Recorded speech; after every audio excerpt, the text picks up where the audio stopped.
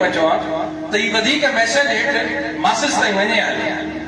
बहरहाल उन जे बावजूद भी सकटवीर जे दोस्तनि खे ऐं सलाम पेश कयां थो।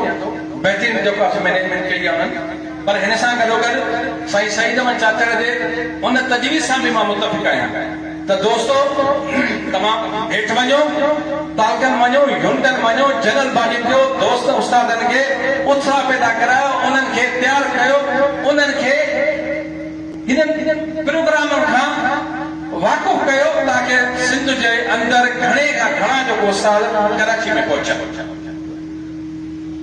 इहो न आहे त सिर्फ़ु वर्किंग कमेटी जा मेंबर पहुचनि, जो वर्किंग कमेटी मेंबर पहुचनि, तालकनि जी वर्किंग कमेटी मेंबर पहुचनि।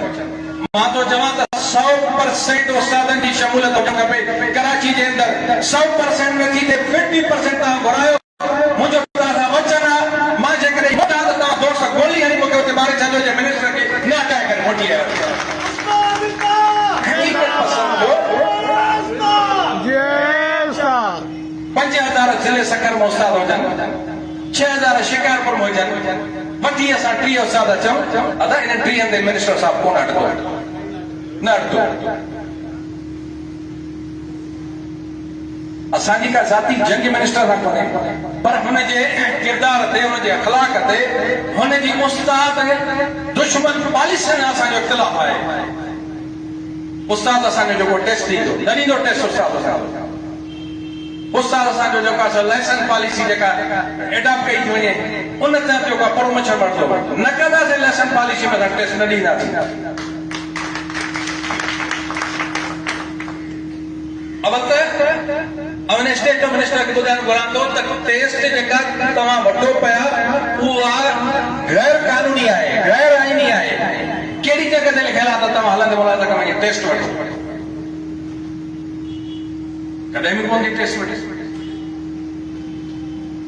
दोस्तो मूंखे उम्मीद आहे त ही दोस्त हेठि यूनिटनि वञी ऐं उस्तादनि में उत्साह पैदा कराईंदा, मेहनत कंदा, घणे खां घणा वठी उते उस्ताद ते पहुचंदा, पर नज़्म ऐं ज़ब्त हुजणु खपे।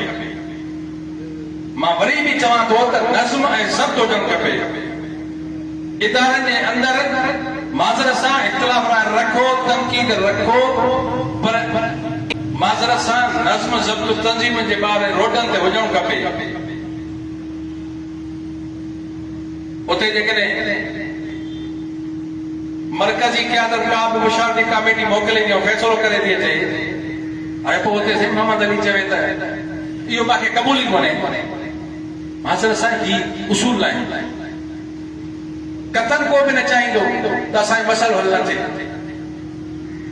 कोई बि न चाहींदो। असांजे सिंध जे अंदरि बहितरीन मुक़रर, बहितरीन उस्ताद, बहितरीन ॾाहर टास्क कमेटी ठहंदियूं,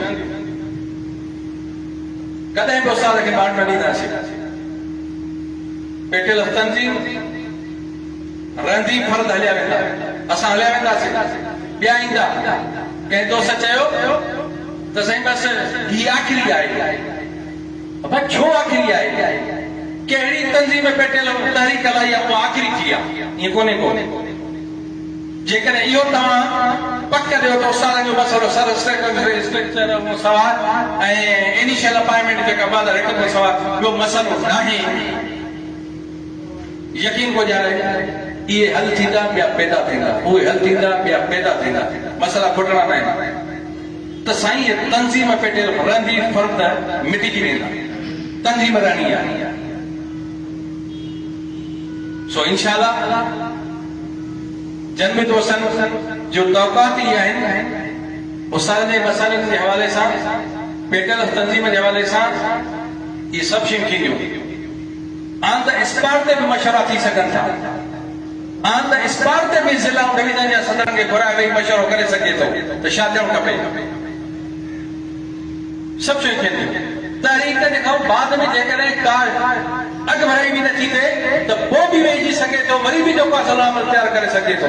ईअं कोन्हे त बसि उतां खां पोइ ऐलान करे पेटियल तंज़ीम ख़तमु थी वई, ईअं कुझु कोन थींदो। तव्हां दोस्त जो साथ हुजे, तव्हां सीनियर जो साथ हुजे, साईं सिकंदर जन ॾाहनि जो साथ हुजे, ममता शाह बहादुर जन जो साथ हुजे, ही ख़ाली तव्हां सां गॾु आहे, तव्हां सां शाना बशाना गॾु हूंदो, कॾहिं बि वापसि ईअं न मुड़ंदो।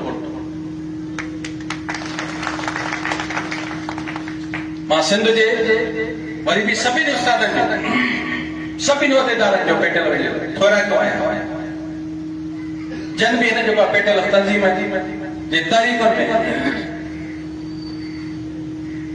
में ऐलान कया, अनाउंस कयो आहे त असीं हुन सां गॾु आहियूं, इहा हुनजी महिरबानी आहे। पर उन्हनि ते फर्ज़ बणिजे थो, उन्हनि ते पेटियल जो फर्ज़ थो बणिजे त पेटियल जो सॾु थियो ऐं सभु गॾु थियो, पेटियल जो सॾु थिए सभु गॾु थियो, फर्द जो सॾु न।